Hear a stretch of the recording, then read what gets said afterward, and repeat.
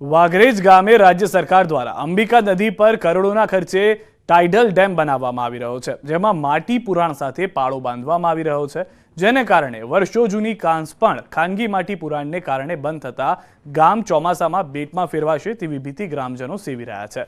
આ કારણે ગામના લોકોએ એક સંપ થઈ માટી પુરાણની કામગીરી અટકાવવાનો પ્રયાસ કર્યો, પરંતુ ડેવલપર દ્વારા જોહુકમી કરવામાં આવી રહી છે અને ગ્રામજનોને ધમકી આપવામાં આવી છે કે જે થાય તે કરી લો, પરંતુ માટી પુરાણનું કામ અટકશે નહીં, જેને લઈ ગ્રામજનોમાં રોષ વ્યાપ્યો છે। વરસાદી કાંસ બંધ થતા લોકોના ખેતર અને ઘરોમાં પાણી ઘૂસવાની ભીતિથી અનેકવાર કલેક્ટર અને મહાનગરપાલિકાને રજૂઆત કરવા છતાં તંત્ર તૂત્રાસ્ત બન્યું છે, ત્યારે જિલ્લા તંત્ર વાઘરેજ ગામને ડૂબતું બચાવવા પ્રયાસ કરે એ જ લોકહિતમાં છે।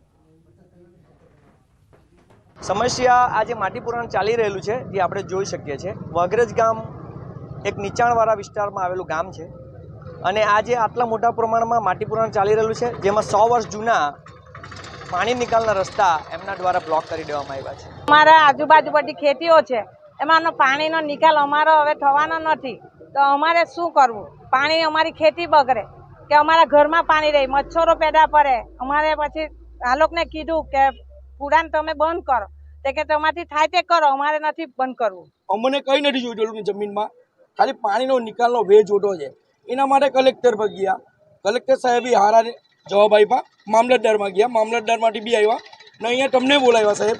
હવે અહીંયાથી અમને કોઈ ન્યાય મળે એ આશા રાખીએ છીએ બહુ મોટી તંત્ર પર। જો તંત્ર નહીં કરે તો અમે આ બંધનું કામ બી બંધ કરાવી દેવું, કેમ કે અમારા ગામમાં આજ લગીને કોઈ આવેલું જ નહીં। આ ડેમ બન્યો તો ભલભલા હેલિકોપ્ટરમાં ઉતરી ગયા, પણ હવે અમે જોઈએ કે હવે બીજા કોણ આ પાણીના માટે આવે છે તો કોણ વોટ માંગવા આવે પછી આ જનતાનો નિર્ણય નહીં આવ્યો, આ બધું પબ્લિકને લઈને કલેક્ટરથી માને મામલતદાર લઈને બેસી જાઉં।